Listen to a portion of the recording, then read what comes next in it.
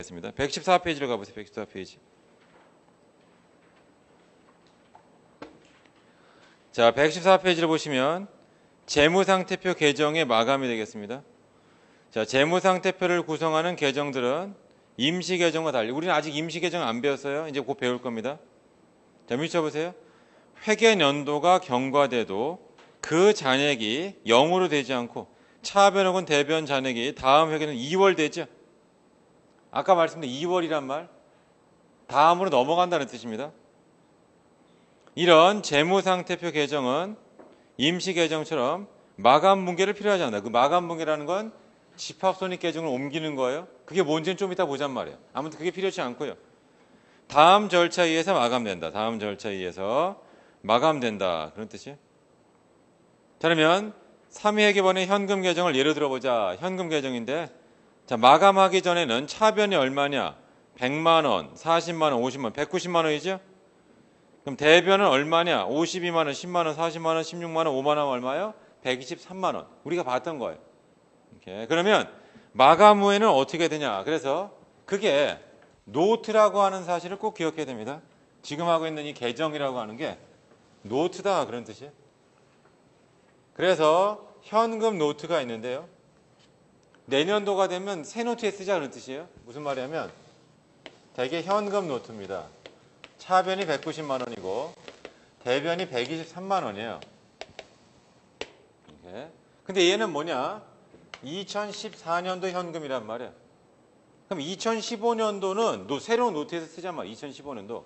이게 현금 노트고 2015년도가 된다 그런 뜻입니다. 그러면 얘를 어떻게 하냐면 다음과 같이 한번 해보자. 얘를 다음과 같이 해보자. 그게 뭐냐면 다음과 같이 하는 겁니다. 차기 2월 67만 원. 그리고 똑같은 금액을 여기다가 전기 2월 67만 원 이렇게 쓰잔 말이에요. 그게 바로 뭐냐면 차기 2월, 전기 2월 이런 개념이 돼요. 차기 2월, 전기 2월 이런 개념이 되겠습니다. 그럼 이렇게 쓰면 뭐가 좋냐? 여기 보세요. 왼쪽도 190만 원. 오른쪽도 190만 원이죠. 왼쪽도 190만 원, 오른쪽 190만 원 이렇게 되고요. 그 다음에 이제 요 2015년도 걸 가지고 한번 해보겠습니다. 올해 현금이 증가된 게 예를 들어 100만 원이고 가정치예요. 그 다음에 예를 들어서 뭐 120만 원을 갖다가 돈을 썼다 그런 뜻이에요. 그럼 남는 돈은 얼마냐? 47만 원이죠. 그래서 이렇게 씁니다. 차기 2월 47만 원. 그리고 2016년도는 얼마부터 출발해서 47만 원부터 출발하죠. 그래서 이게 이제 마감이 된 거예요. 그러면 해당 연도의 계정을 보면 다음과 같이 되어 있습니다. 이게 뭐냐? 전기 2월. 이거는 기초라고 하고요. 차기 2월이 기말이죠. 그러니까 기초 기말. 여기가 증가 감소죠. 여기가 증가 감소. 이렇게. 그래서 항상 기억하셔야 될 게 뭐냐? 현금뿐만 아니라 매출 채권, 토지 전부 다 마찬가지예요. 어떤 자산 계정은 여기가 증가, 여기가 감소란 말이에요. 그럼 항상 증가 쪽에 뭐가 나와요? 기초. 감소 쪽에 기말. 그리고 계정의 차변과 대변의 합은 일치해야겠죠. 이런 식으로 정리가 된단 말이에요. 그죠? 기억하셔야 돼요. 이게 차기 2월, 전기 2월. 차기 2월이 뭐예요? 기말. 기말 잔액을 얘기하고요. 전기 2월이 뭐냐? 기초다 그런 뜻이에요. 그러면 항상 중요한 게 이거예요. 기초는 항상 차변에 나오냐는 뜻이에요. 아니죠. 그건 자산만 그런 거고 부채가 되면 어떻게 될 거냐? 예를 들어서 차입금을 한번 해봐요. 차입금. 자, 올해 내가 100원을 차입했고 70원을 상환했습니다. 그럼 남는 게 얼마나? 30원이죠. 그럼 이렇게 써야겠죠. 차기 2월 30. 그럼 이게 만약 2014년도면 2015년도 차입금이에요. 여기 전기 2월이죠. 차기 2월, 전기 2월이에요. 그죠? 차기 2월, 전기 2월. 그러니까 기초, 그 다음에 여기에 증가, 감소를 여기에 기말 나옵니다. 그래서 결국 부채가 되면 어떻게 되냐? 증가 쪽에 기초가 남아요. 그래서 사실은 회계를 공부하면서 증가 쪽에 기초가 있다는 걸 알아야 돼요. 그러니까 기초, 기말, 증가, 감소. 이런 식으로 계정이 그려집니다. 그러면 이제 책에 있는 내용을 좀 보죠. 여긴 좀 쉬워요, 이렇게. 그래서 114페이지를 보시면 114페이지. 자, 재무상태표를 구성하는 계정들은 임시 계정과는 달리 회계연도가 경과돼도 그 잔액이 0으로 되지 않고 차변 혹은 대변 잔액이 다음 회계연도로 2월 되게 되어 있습니다. 2월이란 말 알죠? 그게 차기월 되는 거예요. 자, 이런 재무상태표 계정은 임시계정처럼 마감 분괴를 필요치 않고요. 다음 절차에서 마감된다. 그래서 거기 나와 있는데 차기월에 써보세요. 그게 기말이고 전기월 음영 들어가 있죠. 그게 기초가 된다는 걸 보시면 됩니다. 그럼 읽어보죠. 그 밑에 현금 계정은 차변 합계가 얼마냐? 190만 원. 대변 합계가 얼마냐? 123만 원이에요. 그래서 차변이 대변보다 얼마가 커요? 67만 원 더 크죠. 이걸 뭐라고 하냐? 즉 회계 기말의 현금 계정은 차변 잔액이 67만 원이죠. 차변 잔액이 67만 원이다 그런 뜻입니다. 자, 그래서 그 다음 읽어보겠습니다. 차변 합계와 대변을 일치시키는 대변에 67만 원을 기입하고 그게 차기 2월이에요. 뭐라 그러냐? 이를 차기 2월이라 한다. 그리고 다른 말로 하면 이게 기말이에요. 기말. 자, 이때 차기 2월과 관련된 내용은 주의를 환기시켜 뭐 붉은색 이런 건 전혀 시험과 무관한 것들이에요. 그다음 차변 합계와 대변 합계를 일치시킨 후에는 2월 금액을 차기 2월이 기록된 반대편이죠. 현금 계정의 경우에는 차기 2월을 대변에 기록했으므로 이렇게 여기 현금 계정의 전기월은 차변에 기입되어야 됩니다. 그래서 전기 2월이라고 한다. 그렇게 해서 계정이 마감된다. 자, 아무튼 그 내용이 나와 있는데 이거예요. 다시 보세요. 자, 연도 중에는 190이 적히고 123만 원 적혀 있어요. 이걸로 끝이에요. 모든 회계상 사건 이걸로 끝입니다. 근데 이 계정을 마감해야 돼. 이 계정은 노트라고 해서 노트. 공책을 내년도에도 그냥 써도 되지만 내년도에는 새 출발해야 될 거 아닙니까? 2015년도 새 출발. 그래서 어떻게 하냐? 여기다가 차기월 67만 원, 전기월 67만 원에서 2015년도의 현금은 67만 원부터 출발하자. 그리고 또 들어온 돈은 왼쪽에 적고 나간 돈 오른쪽에 적는다. 그러면 잔액이 발생하겠죠. 역시 차기월, 전기월. 이런 식으로 노트를 계속 이어나가자. 그런 뜻이에요. 그러니까 일기를 쓴다고 생각해요. 일기를 쓰면 2014년 일기를 써도 뒤에 남아있어도 어떻게 해요? 2015년 새 노트에서 막 쓰고 싶잖아요. 그런 개념으로 보시면 되겠습니다. 아무튼 그게 재무상태표 계정이 되고요. 그럼 오른쪽 봐보세요. 115페이지. 115페이지 보시면 위를 잘 보셔야 돼요. 매출채권, 선급임차료, 단기대여금, 미수이자, 소모품, 비품. 다음 페이지 보세요. 보증금까지. 보증금 밑에다 이렇게 손을 그어보세요. 여기까지가 다 뭐예요? 자산. 여기까지가 다 자산. 그래서 자산은 다 어떻게 돼 있어요? 이렇게 차기월, 전기월이죠. 차기월, 전기월. 차기월, 전기월. 이렇게 되겠죠. 그죠? 그 다음에 이제 부채가 나옵니다. 그 다음에 부채. 미지급금, 미지급이자, 단기차입금 이거 나오죠? 부채니까 차기월, 전기월이 어떻게 나와요? 저 끝에 차입금처럼 이렇게 나오죠. 그죠? 차기월, 전기월. 차기월, 전기월. 그래서 회계를 하다가 이제 저한테 와서 질문하는데 이런 질문하는 분들이 있어요. 이게 만약에 차입금이다. 기초, 기말 이렇게 쓰는 사람도 있어요. 그죠? 마음이 매우 아픕니다. 그죠? 부채는 어떻게 돼야 돼요? 기초, 기말. 그죠? 부채는 기초, 기말. 이렇게. 자산은 기초, 기말. 그래서 여기서 기초, 기말 쓰면 제가 아니 왜 기초를 여기다 써요? 그러면 원래 기초 차변 아니에요? 그건 자산이고 부채는 대변. 그러니까 항상 뭐예요? 증가 쪽에 기초가 온단 말이에요. 증가 쪽에 기초가 온다. 그걸 기억해야 됩니다. 증가 쪽에 기초가 온다. 그걸 잘 보셔야 되고 공부를 잘한다는 건 뭐예요? 어떤 공통점 같은 걸 빨리빨리 캐치하는 게 공부를 잘하는 겁니다. 그 다음에 116페이지 제일 밑에 자본도 마찬가지죠. 자본도 부채는 똑같이 증가가 대변이잖아요. 차기월, 전기월이 똑같이 나옵니다. 차기월, 전기월이 똑같이 나온다. 자, 이게 이게 재무상태표 계정이에요. 재무상태표 계정. 자, 이제 손익계산서로 가보겠습니다. 자, 110페이지를 가보세요.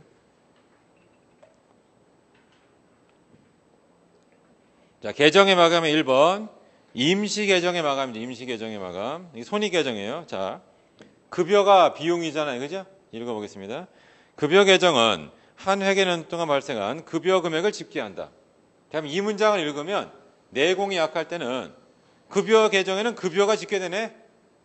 이 급여를 읽어요. 여기서 제일 중요한 건 뭐예요? 한 회계년도 동안. 이 말이 중요해요. 그 얘기는 내년도 급여는 내년도 급여 개정이 집계돼야 돼요. 그 얘기는 급여 개정은 2월 되지가 않는다는 뜻입니다. 그러니까 항상 손익은 유량이잖아요. 손익계산서는 해당 연도 거예요. 그 얘기는 내년도에는 0부터 출발해야 돼요. 내년도 급여는 제로서부터 출발이 돼야 된다. 내년도 급여는 제로서부터 출발해야 된다. 그게 핵심이 되겠습니다. 그럼 읽어보죠. 이 급여 개정은 회계연도가 경과되면 미쳐보세요. 그 개정 잔액이 0이 돼야지만 다음 회계연도는 다시 0부터 출발하겠죠. 급여 개정 잔액이 계속 있으면 다음 연도에는 그 잔액부터 출발할 건 이렇게 전기월이 있어가지고 이거 안 된단 말이에요. 이거 안 된다. 그러면 얘를 0으로 만들려면 어떻게 되냐? 그래서 인위적으로 등장한 게 뭐예요? 집합손익계정. 그래서 등장한 게 집합손익계정이 된다. 그럼 읽어보겠습니다. 다시 읽어보죠. 첫 번째 끝에 이 급여 개정은 회계연도가 경과되면 그 개정 잔액이 0이 되고요. 다음 회계연도는 다시 0부터 시작해서 다음 회계연도에 발생한 급여 금액이 기록된다. 그러니까 매년 급여 개정에는 그 해당 연도의 급여만 들어가요. 그 해당 연도 급여. 그러니까 2014년도에 급여가 100이었고 2015년도에는 60이었으면 2015년도에는 뭐만 기록돼야 돼요? 60만. 전년도에 100은 기록하면 안 된단 말이에요. 자, 그 다음 읽어보겠습니다. 자, 급여 개정과 같은 손익계산서 개정은 미쳐보세요. 회계연도별로 발생된 금액을 구분 집계하기 위해서. 여기서 핵심은 뭐예요?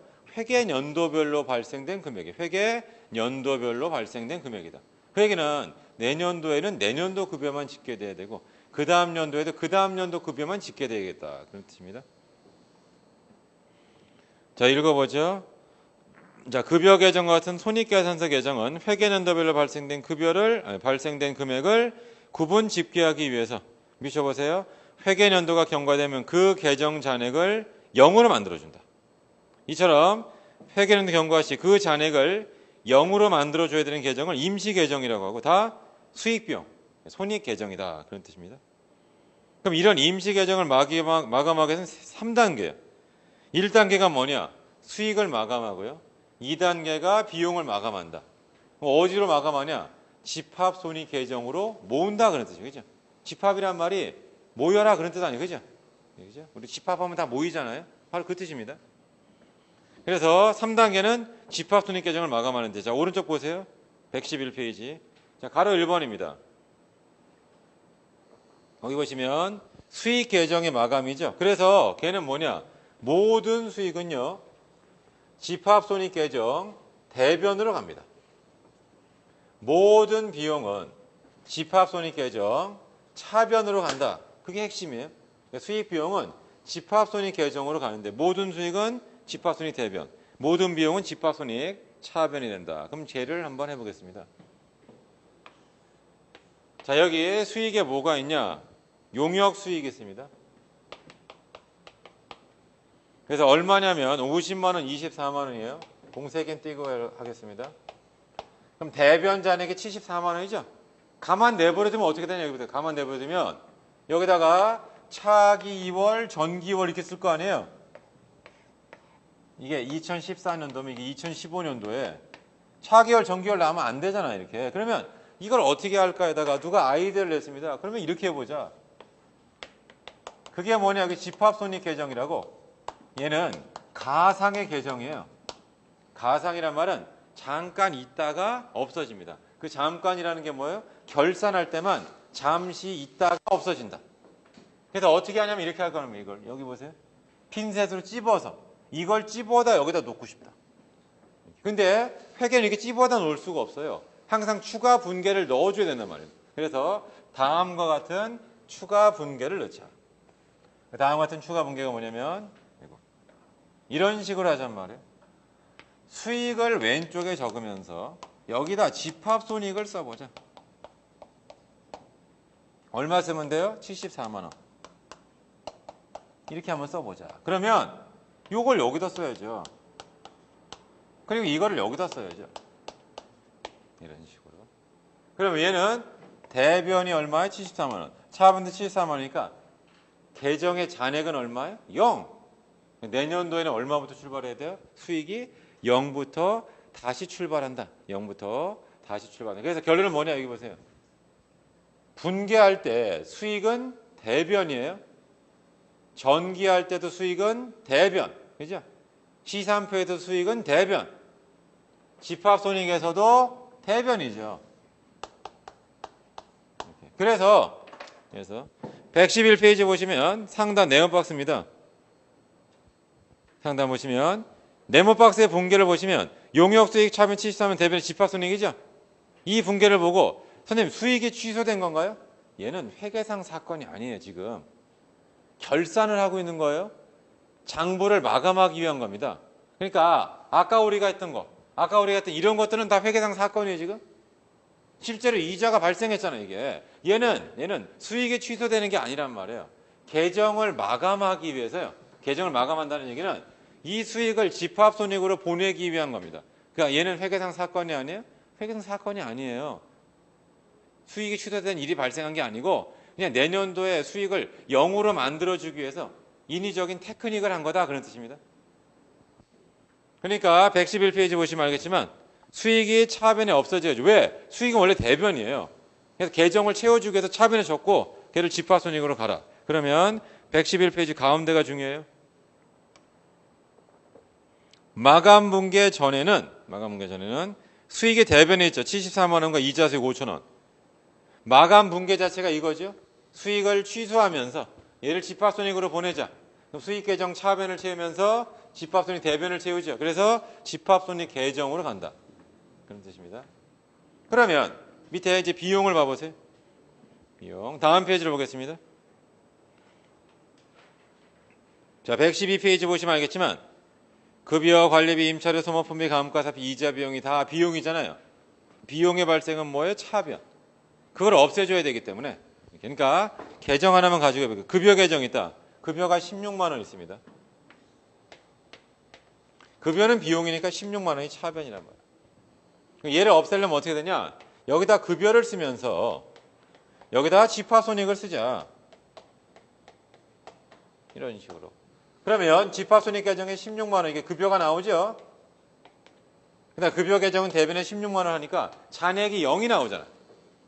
잔액이. 그래서 내년도의 급여는 얼마부터 출발한다? 0부터 출발. 내년도 급여는 0부터 출발한다. 그러니까 112페이지 제일 위에 네모박스가 있는데 공부가 좀 취약한 분들은 그걸 열심히 다 들여다보겠어요. 공부가 잘 된 분들은 어떻게 되냐? 대변에다 비용을 쓰란 말이에요. 급여, 관리비, 임차료 그거 하나를 보란 말이에요. 왼쪽에 뭘 쓰면 집합손익. 모양이 다 똑같죠. 그러니까 112페이지 봐보세요. 급여 계정을 보시면 급여는 비용이니까 차변이란 말이에요. 근데 분계를 어떻게 해서 제일 위에 차변의 집합손익, 대변의 급여하면 급여 계정 대변에 16만 원을 채우고 집합손익 계정 차변에 16만 원을 채우죠. 그 얘기는 모든 비용은 어디로 다 직결돼요? 집합손익 계정 차변으로 직결된다. 그죠? 모든 비용은 다 집합손익 계정 차변으로 집계가 된다. 그죠? 이거 중요해요? 이거 중요합니다. 그러면 113페이지 가로 3번 봐보세요. 가로 3번. 집합손익 계정의 마감인데 자 모든 수익 계정과 비용 계정을 마감을 했습니다. 그럼 수익 계정의 잔액은 집합손익 대변에 여기 있죠. 집합손익 계정의 수익. 비용 계정의 잔액은 집합손익 차변에 오죠. 그러면 집합손익 계정 자체가 대차가 안 맞아요. 그러니까 집합손익이 2월 된다? 아니에요. 얘는 2월 되면 안 돼요. 그래서 읽어보죠. 모든 수익 계정과 비용 계정을 마감하게 되면 수익 계정 잔액은 집합손익 대변에 비용 계정 잔액은 집합손익 차변에 집계되죠. 따라서 우리는 집합손익 계정의 대변 합계는 바로 수익 합계 74만 5천 원. 비용은 48만 4천이니까 대차가 안 맞아요. 그 얘기는 다섯 번째 줄. 임시 계정인 집합손익 계정 잔액이 대변에 26만 1천 원이 나타나죠. 근데 중요한 건 뭐냐? 이게 또 2월 되면 안 되잖아요. 그래서 우리는 뭐냐? 집합손익 계정을 마감해야겠다. 그래서 그 분계가 네모박스를 보세요. 점점점 네모박스. 차변에 집합손익 26만 1천을 채우세요. 그리고 대변에 뭘 쓰냐? 이익잉여금을 쓰죠. 대변에 이익잉여금을 쓰죠. 그래서 여기 보세요. 이 집합손익 계정 결국 뭘로 보면 되냐? IS로 보라. 그러면 집합손익 계정을 대차를 평균시키면 여기가 이제 수익이 얼마가 나왔냐면 74만 원이고 74만 5천 원. 그 다음에 비용이 얼마냐면 48만 4천 원이었습니다. 그럼 당기순 이익이죠? 26만 1천 원 나오잖아요. 이렇게 해가지고. 근데 결국 집합손익계정은 손익계산서하고 모양이 똑같아요. 모양이 똑같다. 그래서 113페이지 보시면 네모박스가 있죠. 점점점점 동그라미 9번 분계. 차변의 집합손익을 26만 1천을 채우면서 대변에 뭘 써야 되냐? 이익, 잉여금을 써야 돼. 이익잉여금을 써야 된다. 그래서 다시 한번 보겠습니다. 모든 수익은 뭐예요? 집합손익 대변에. 모든 비용은 집합손익 차변에. 그럼 집합손익 계정 자체가 대차가 안 맞잖아요. 그러면 어떻게 한다고요? 차변의 집합손익 대변에 이익잉여금. 그래서 결론 뭐냐? 모든 수익 비용은 다 어디로 가야 돼요? 이익잉여금으로 집계가 된다. 이익잉여금 집계가 된다. 그래서 페이지를 넘겨보겠습니다. 우리가 114페이지를 봐보세요. 자, 읽어보죠. 재무상태표를 구성하는 계정들은 임시계정, 이 손익계정과 달리 회계년도가 경과돼도 잔액이 0이 되지 않고 2월 돼야겠죠. 손익은 0으로 출발해야 돼, 내년도에. 그 다음 돈은 0부터 출발하면 안 되죠. 있는데 그게 왜 0이에요. 그죠? 손익과 다르다. 그런 뜻입니다. 이런 재무상태표 계정은 임시계정처럼 마감 분계를 필요치 않는다. 즉, 집합손익 계정은 필요가 없고요. 그냥 그 계정 자체를 마감하면 돼요. 그래서 뭐가 등장하냐? 차기 2월, 전기 2월이 등장한다. 차기 2월, 전기 2월이 등장한다. 그런 뜻입니다. 한 번씩 보세요. 자, 그러면 이제 117페이지 가보겠습니다. 자, 재무제표의 작성인데 뭐 이렇게 중요하진 않고요. 결국 뭐냐? 우리가 아까 시산표 있었죠? 시산표 아래가 수익비용이잖아요. 걔는 뭘 만들어요? 손익계산서. 근데 117페이지 밑에 있는 이 손익계산서를 뭐라 부르냐? 보고식 손익계산. 보고. 주주총회에 보고하죠. 보고식 손익계산서. 그 다음에 아까 우리가 했던 거 뭐냐? 요건 계정식, T계정식. 실무에서는 T계정식 손익계산서를 안 써요. 다 이게 책에 있는 것처럼 보고식 손익계산서를 보고식. 거기 26만 1천원을 기억해 두시고 다음 페이지 보세요. 재무상태표 작성이죠. 거기 핵심은 뭐냐? 이익잉여금이죠. 거기 핵심은 이익잉여금이 된다. 이익잉여금은 뭐냐? 집합손익계정 잔액이죠. 그걸 갖다가 우리가 이익잉여금에다가 가산하자. 이익잉여금에다 얘를 더하자. 그런 뜻이. 그러면 오른쪽 119페이지 보시면 재무상태표와 포괄손익계산 작성인데요. 우리가 이미 봤었습니다. 자산계정은 차변잔액이죠. 그걸 재무상태표 자산으로 적으시면 차변에. 부채는 대변에. 그 다음에 먼저 수익비용 계정을 다 어디로 보내요? 집합손익계정으로 보내죠. 그 다음에 집합손익계정에 대변 잔액이 나오잖아요. 그게 결국 뭐가 되냐? 이익잉여금을 구성하겠죠. 자본으로 들어가야 된다. 이렇게 하시면 돼요. 자, 아무튼 뭐 이렇게 어렵지는 않지만 그거 한번 읽어보시고. 자, 다음 페이지 보세요. 이제 120페이지. 자, 여기 보시면 먼저 첫 번째 회계의 순환 과정을 한번 설명해 보자. 그럼 회계 순환 과정 뭐냐? 어떤 사건이 발생하면 제일 먼저 분개하자. 거래의 판료소에 따라 분개를 하자. 그런 뜻입니다. 분개한 다음에 뭐 해야 돼요? 전기하자. 전기한 다음에는 시산표를 만듭니다. 그리고 수정분개를 하고요. 수정분개하고는 다시 또 전기해야 되겠죠. 그 다음에 각 계정을 마감한 다음에 재무제표를 작성하자. 각 계정을 마감한 다음에 재무제표를 작성하자. 자, 2번 분개장의 기능이죠. 분개장은 뭡니까? 발생한 상황 순서대로 쭉 이렇게 적는 거죠. 분개장. 다 시험과는 무관해요. 3번 시산표란 무엇이냐? 이렇게 나오죠. 시산표는 뭡니까? 오류가 있는지 없는지를 파악하기 위해서 각 계정들을 다 더해놓은 거다. 그게 시산표가 되겠습니다. 그래서 세 번째 줄만 보겠습니다. 총계정 원장상 차변합계와 대변합계 일치 여부를 검증하죠. 그래서 이게 일치하지 않으면 뭐가 있는 거예요? 오류가 있다. 여기 일치하지 않으면 오류가 있다. 그런 뜻입니다. 자, 4번 별표 쳐보세요. 수정분개란 무엇이냐? 수정분개는 뭐예요?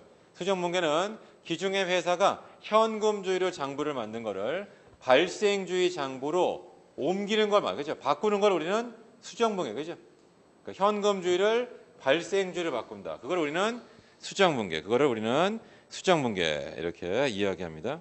그 다음에 5번 수정분기의 유형인데 이걸 다 지금 보시지 말란 말이에요. 아직 덜 배웠으니까 우리는 뭐만 알면 돼요? 발생과 이연. 선시 항목과 미시 항목이죠. 선급, 선수. 미수, 미지급 나옵니다. 그거를 잘 봐두시고. 자, 오른쪽 6번입니다. 임시계정은 뭐냐? 손익계정이죠. 손익계정. 손익계정은 특징이 뭐냐? 잔액이 있으면 안 돼요. 그래서 어떻게 하라고요? 집합손익을 동원해서 마감한다. 그럼 내년도에는 계정이 0부터 다시 출발한다. 그게 손익계정, 임시계정입니다. 그래서 7번 임시계정의 마감 절차죠. 모든 수익은 어디로 가야 돼요? 집합손익계정 대변에. 모든 비용은 집합손익계정 차변에. 그럼 집합손익계정이 대체가 안 맞으니까 걔는 어디로 가야 돼요? 이익잉여금으로 간다. 이익잉여금으로 간다. 꼭 기억하셔야 돼요. 그 다음에 8번 집합손익계정의 성격을 설명해보자. 한번 읽어보죠. 모든 수익계정과 비용계정에 미쳐보세요. 잔액을 한 곳에 집합하기 위해서 회계연도 말 결산 시에만 나타나죠. 그러니까 얘는 재무상태표에 공시가 돼야 안 돼요? 안 된단 말이에요. 공시가 안 된다. 그 다음 읽어보겠습니다. 모든 수익과 비용계정 잔액이 집합손익으로 대체된 후에는 집합손익계정의 차변과 대변의 잔액인 당기순이익 금액이 최종적으로 어디로 가요? 이익잉여금 계정으로 대체가 되죠. 거기 보면 대체란 말이 나와요. 여러분들은 모르시겠지만 옛날 회계시험에는 이것도 시험 문제였어요. 전기와 대체의 차이점이 뭐냐? 전기와 대체. 결론은 뭐냐? 우리가 분기한 거는 계정으로 옮기잖아요. 그러니까 예를 들어가지고 내가 현금 100원, 차입금 100원이다. 그럼 얘를 갖다가 요거를 현금 계정 왼쪽에다 이렇게 옮겨 적잖아. 이걸 뭐라고? 이걸 전기라. 그럼 대체는 뭐냐? 대체는 이렇게 했었죠. 수익을 취소하면서 집합손익하잖아요. 그래서 우리가 집합손익 계정 대변에다가 갖다 수익을 뭘 적으면서 금액을 적잖아요. 집합손익 계정에. 이 행동을 뭐라 불러요? 대체. 전기가 아니고 대체를 한다. 이렇게. 전혀 중요하지 않아요? 전혀 중요하지 않다. 아무튼 옛날에 이걸 다 인간이 손으로 했단 말이에요. 그러니까 우리 뭐 마감 같은 거 할 때 뭐 이렇게 뭐 해가지고 이런 거 하잖아. 이런 거 뭐 써가지고. 근데 지금은 이제 그런 거 할 필요가 없습니다. 그렇죠? 옛날엔 다 이걸 다 손으로. 그러니까 여기 빨간색이니 뭐니 그렇게 하라는 것도 뭡니까? 되게 강조를 한 거예요. 중요하니까 이렇게 장부를 마감하세요. 하지만 지금은 다 컴퓨터가 해줍니다. 그죠? 컴퓨터가 알아서 해주니까 상당히 편한 시절이 되겠습니다. 그죠? 121페이지, 121페이지. 사실은 옛날 그 격리 직원분들은 지금 이제 격리 직원을 막 무시해요. 계정도 모르는 것들이 하면서 막 무시한단 말이에요. 그죠? 왜냐하면 본인들은 다 손으로 다 일일이 계정을 막 그려보고 대단히 막 힘들겠죠. 그죠? 근데 지금은 알아서 그걸 해주니까 컴퓨터가 사람들이 장부 마감을 몰라요. 그 절차를 몰라요. 그냥. 그리고도 다 그냥 재무제표가 만들어진다. 그런 뜻이에요. 그 다음에 제일 밑에 9번. 이제 9번. 재무상태표 계정의 마감 방법은 뭐냐? 걔는 차기월, 전기월이죠. 그래서 결론은 뭐냐? 자산이면 이렇게 된단 말이에요. 차기월, 전기월. 그죠? 그래서 결론은 뭐냐? 기초는 차변에. 왜? 증가가 차변이에요. 부채의 경우에는 차기월, 전기월이죠. 기초는 대변에. 왜? 증가가 대변에 있으니까. 이게 재무상태표 계정의 마감이 되겠습니다. 저거 잘 한 번씩 보셔야 돼요. 자, 다음 페이지를 보시면 이제 문제가 좀 나옵니다. 문제가 이렇게. 자, 그래서 어디를 보시냐면 123페이지 어제 했던 건 복습이에요. 5번 문제 별표 치시고 123페이지 5번 해보세요. 5번.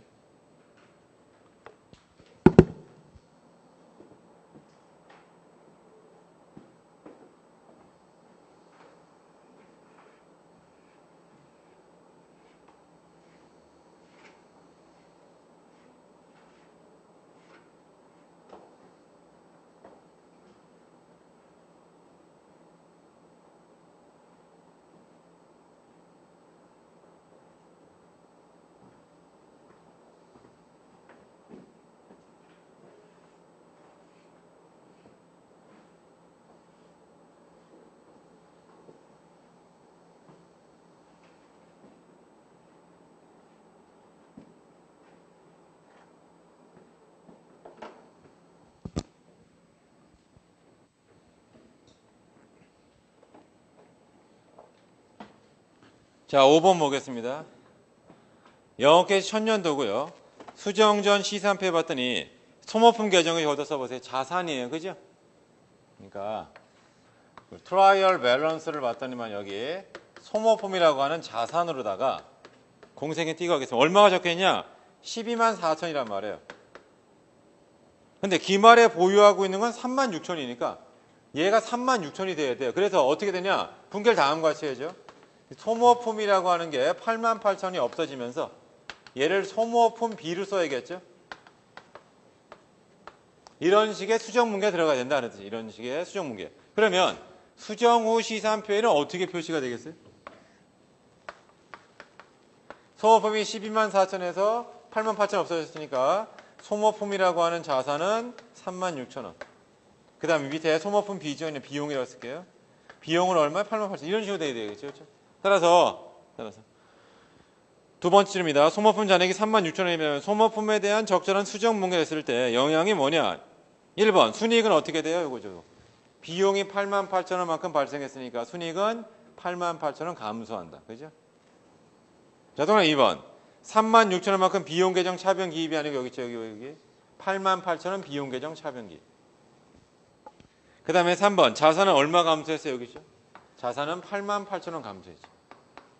답은 4번입니다. 비용이 8만 8천 원만큼 증가한다. 비용이 8만 8천 원만큼 증가한다. 그런 뜻입니다. 그거 한 번씩 해보셔야 돼요.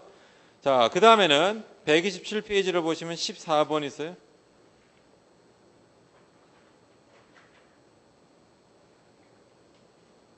127페이지 보시면 14번 문제가 있습니다. 이게 이제 집합손익 계정을 이해하고 있냐. 그런 뜻이에요.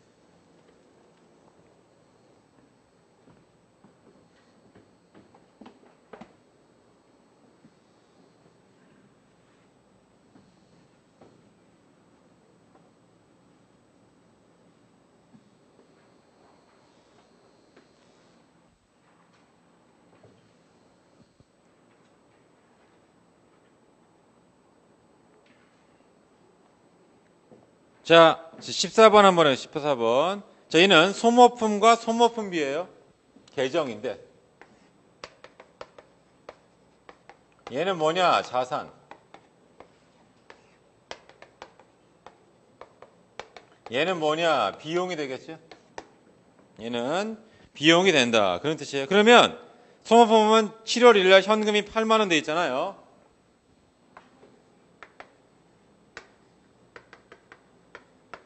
얘를 분계로 쓸 수 있어야 돼요. 현금이 8만 원 나가면서 뭐라 쓴 거예요? 소모품이라고 하는 자산 처리한 겁니다. 이런 식으로. 자, 그런데 그 다음입니다. 거기 보시면 알겠지만 12월 31일 날 대변에 기억이 있죠. 그리고 남는 게 차기율이라는 얘기는 얼마를 쓴 거예요? 2만 원만큼 쓴 거죠. 그러니까 수정분계 이렇게 돼서 수정분계가 소모품 2만을 지우면서 노란색이에요. 이게 소모품 B죠. 그럼 얘를 전기하면 어떻게 되나? 이 수정분계를 전기하면 어떻게 되나? 여기 보세요. 소모품은 2만. 그럼 여기다 뭘 써야 돼요? 소모품 B라고 써야 되겠죠. 소모품 B 계정 차변에 갖다 2만을 쓰고요. 여기 앞에는 뭐라고 써야 돼요? 소모품이라고 쓰셔야죠. 그래서 기억 자리에 들어가는 게 뭐예요? 그게 소모품 B란 말이에요. 그 다음에 니은 자리에 들어가는 게 뭐냐? 그게 소모품이죠. 니은 자리에 들어가는 게 소모품이 된다. 그런 뜻입니다. 그 다음에는 이제 계정을 마감해야 돼요. 마감 한번 해보겠습니다. 여기 보세요. 마감. 소모품이라고 하는 자산은 어떻게 되냐? 이렇게 써야지. 이렇게 차기 2월 6만. 그 다음요 소모품에 보시면 전기 2월 6만 이렇게 써야겠죠? 그 다음에 소모품 B는 어떻게 써야 되냐? 이렇게 해요. 소모품 B는 여기 보세요. 이게 집합손익 계정이면 다음과 같이 해야죠. 집합손익 2만, 소모품 B 2만이죠. 여기가 2만, 여기다 2만 되겠습니다. 여기는 소모품 B, 여기는 집합손익. 그렇죠? 그래서 소모품 B 계정 보시면 12월 32만, 요게 집합손익. 그러면 다음 페이지를 한번 보겠습니다. 자, 128페이지 보세요. 답은 1번인데 소모품 미사용액은 얼마냐? 6만이죠. 그렇죠? 이게 차기월 6만. 그 다음에 동그라미 2번. 소모품 사용액은 얼마냐? 여기 있잖아요. 여기 2만. 사용액. 좀 바꿔놓으세요. 2만. 그 다음에 동그라미 3번. 기말 수정분기는 뭐냐? 지금 여기 노란색. 소모품비 2만, 소모품 2만이죠? 소모품비 2만, 소모품 2만이란 말이에요. 그죠? 소모품비 2만, 소모품 2만. 그죠? 잘 하셔야 돼요. 그 다음에 기억은 뭐냐? 그럼 기억 자리가 어디 있죠? 앞 페이지 보시면 알겠지만 여기잖아요. 여기. 여기 뭐예요? 소모품비. 자, 니은은 뭐냐? 여기. 니은은 여기 소모품비, 소모품. 니은은 소모품. 답은 몇 번이? 1번 되죠. 현재 배운 거로는 이런 것들을 지금 잘 하셔야 돼요. 지금 하고 있는 이 내용을 잘 하셔야겠습니다. 이게 회계가 경지에만 오르면 돼요. 한 경지에만 오르면 그 다음부터는 아주 쉽습니다. 아주 쉬워요. 회계는 외울 것도 별로 없고요. 개정상도 없어요. 이렇게 사실은 개정상이 없습니다. 그러니까 사실 맨날 질문해요. 이게 14판이잖아요. 13판으로 수업 안 됩니다. 당연히 되죠. 독학을 하는 사람은 12판도 돼요. 아무 상관이 없습니다. 이렇게. 근데 책을 낼 때 맨날 똑같이 내면 안 되잖아요. 11판, 12판, 13판, 14판이 다 똑같은데 판을 새로 하면 그건 사기죠. 그거는. 그러니까 책의 내용은 뭔가 좀 바꿔줘야 돼요. 약간은. 하지만 독학을 하거나 뭐 이런 분들은 아무 상관이 없죠. 그죠? 근데 되도록이면 처음 할 때는 독학을 하지 말라고 했잖아요. 회계는 기술적인 거기 때문에 얘기를 듣는 게 훨씬 빠릅니다. 그게 사실은 문제 같은 걸 풀 때는 마찬가지예요. 선생님 제가 문제를 먼저 풀겠습니다. 그러지 말라고요. 그냥 수업을 먼저 들어서 어떤 식으로 푸는지 보란 말이에요. 그걸 가지고 본인이 연습을 하세요. 시간은 어떻게 해야 돼요? 거의 이제 객관식 문제 같은 경우에는 이제 1분 정도로 단축을 해야 돼요. 1분. 그래야지만 40문제 풀 거 아니에요, 이렇게. 근데 만약에 나는 수에 대한 감각이 매우 떨어진다. 그런 사람은 1분에 한 문제 안 풀어도 돼요. 제가 뭐라 했어요? 2분에 한 문제 풀어도 돼요. 2분에. 그러면 20문제밖에 못 풀지 않습니까? 나머지 어려운 20개를 찍으란 말이에요. 그럼 4개가 맞춘다고 했어요? 20개 맞춰. 그럼 60점 맞을 수 있어요. 이렇게. 그리고 또 실제로는 말로 하는 문제는 2분씩 안 걸려요. 30점은 답이 나와요. 그러니까 실제로는 원칙상은 계산 문제도 1분에 풀어야 되지만 2분이 되더라도 풀기만 하면 돼요. 그래서 내가 시간 한 40분 동안 이렇게 해가지고 말로 하는 문제도 좀 풀고 계산 문제도 풀게 되면 60점은 무난히 넘길 수 있습니다. 그게 결코 어려운 게 아니에요. 단지 뭐냐? 외우면 안 돼요. 외우면. 실제로도 보면은 막 외워서 하는 사람들은 40점을 못 넘기는 사람이 수두룩합니다. 그럼 생각해 보세요. 40문제 한 번으로 찍어도 우리 오지선다니까 20점 획득이에요. 20점. 그럼 1년 내내 공부해가지고 나머지 20점을 못 얻는다. 이게 말이 됩니까? 근데 그게 현실입니다. 그렇게 된 이유가 뭐냐? 우리 수학도 마찬가지죠. 공식만 막 외워가지고 한 사람은 어떻게 대입하는지 몰라요. 점수가 안 나와요. 맨날 수학 문제를 풀고 있대. 문제집만 되게 많이 풉니다. 점수는 안 나오고. 그런 일이 회계에도 발생할 수 있다. 그래서 여기 문제를 몇 개 안 풀어보지만 이 문제가 담고 있는 그게 사실 앞에 배운 거를 그대로 다 지금 활용해서 하고 있잖아요. 여기 나왔을 때 당황하지 않고 풀 수 있어야겠습니다. 그러니까 그 14번 문제 있죠? 좀 어려웠지만 그거를 잘 좀 보시면 좋겠습니다. 자, 그 다음에는 시산표에 관한 문제입니다. 시산표. 그래서 122페이지 보시면 1번 문제가 있어요. 자, 그거를 이제 풀어야 되는데, 자, 걔는 이제 어디에 나오냐? 그러면 우리 책으로 하면 97페이지를 가보세요.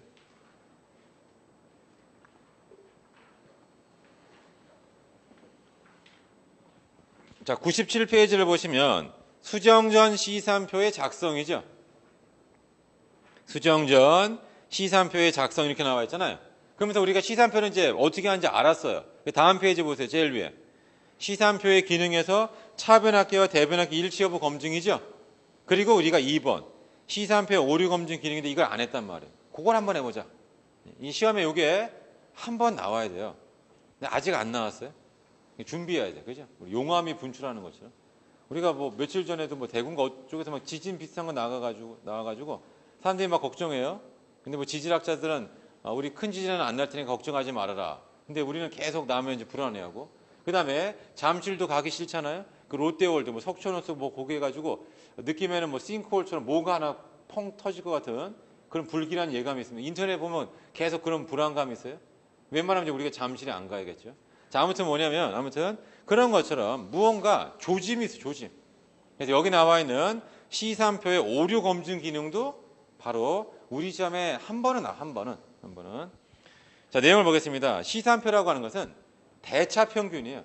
차변과 대변의 합계죠. 그걸 가지고서 그 평균을 가지고서 구하는 겁니다.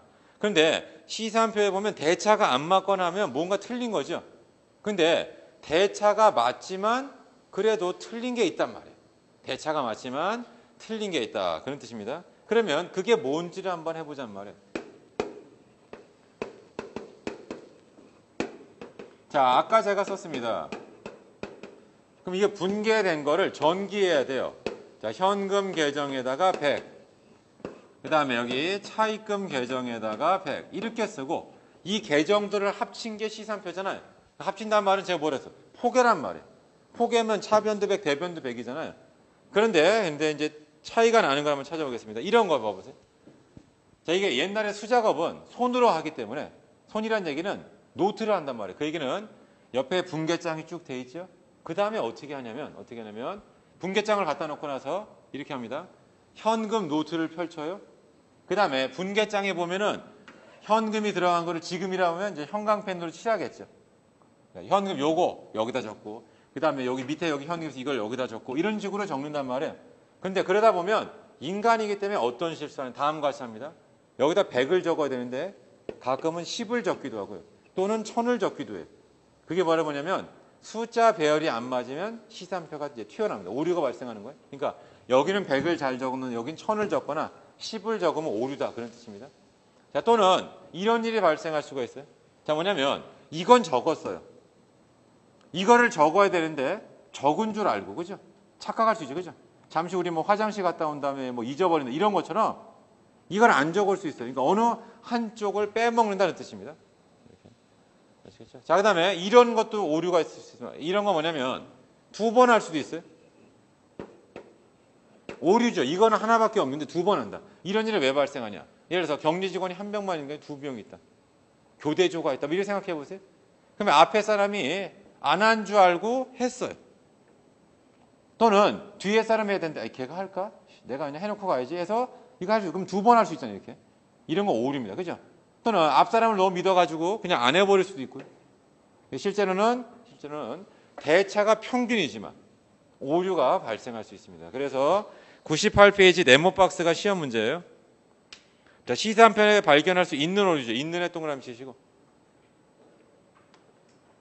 있는. 그래서 동그라미 1번입니다. 대차 어느 한쪽에 전기를 누락했죠. 그 이게 뭐냐? 이쪽 건 했는데 이건 안 했단 말이에요. 한쪽만 했으니까 튀어나온다. 숫자가 안 맞으면 튀어나와요. 그 다음에 대차 한쪽에만 중복 기장했다. 그 이게 뭐냐? 여기 보세요. 얘를 차변에 적고요. 얘도 차변에 적은 거예요. 차변에만 두 번 적은 거예요. 그게 중복 기장이에요. 그 다음에 3번. 계정상 금액을 잘못 적었다. 여기 있죠. 100원인데 10원 썼어요. 튀어나온다.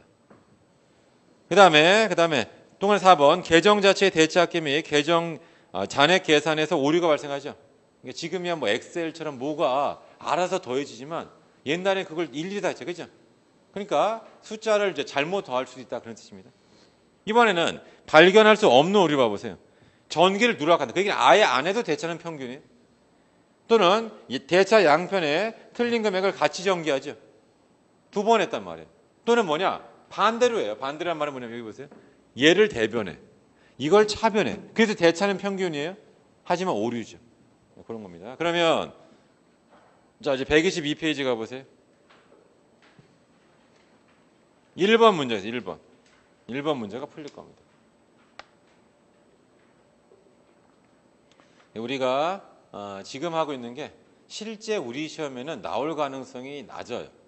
하지만 이걸 못하고서는 재무회계를 잘 할 수가 없습니다. 재무회계를 잘하기 위해서 이걸 하는 거예요. 그러니까 여기를 잘하는 사람은 재무회계가 금세 돼요. 근데 여기가 안 되는 사람들은 재무회계가 좀 힘들어집니다. 자, 1번 보겠습니다. 시산표에서 발견할 수 없는 오류죠. 없는 오류. 먼저 동그라미 1번. 52만 원 외상매출금 회수하고 현금. 자, 미쳐보세요. 52만 원. 그 밑에 보세요. 50만 2천 원. 숫자별이 다르죠. 바로 튀어나오죠. 발견할 수 있다. 자, 또는 4번을 먼저 보겠습니다.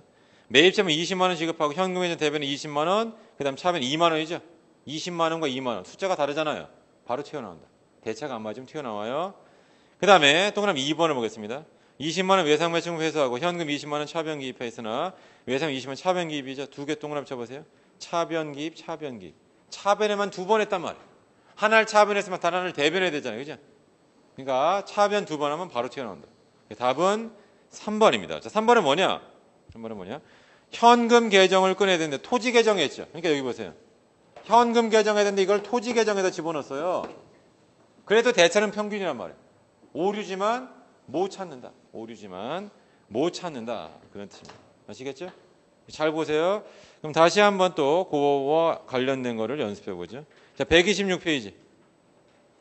자, 10번 한번 10번.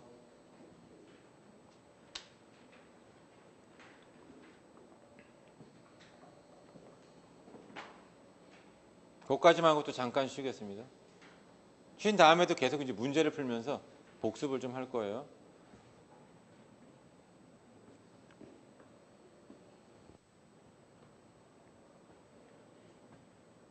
힘든 여름, 그죠? 덥고 막 합니다. 공부하기 막 어려워요. 근데 공부해야 된다. 그래서 항상 아침에 일어나면 뭐라 해서 기상과 동시에 책을 봐야 된다. 그게 제일 중요합니다. 기상과 동시에 TV를 켜면 그날은 그걸로 끝이에요.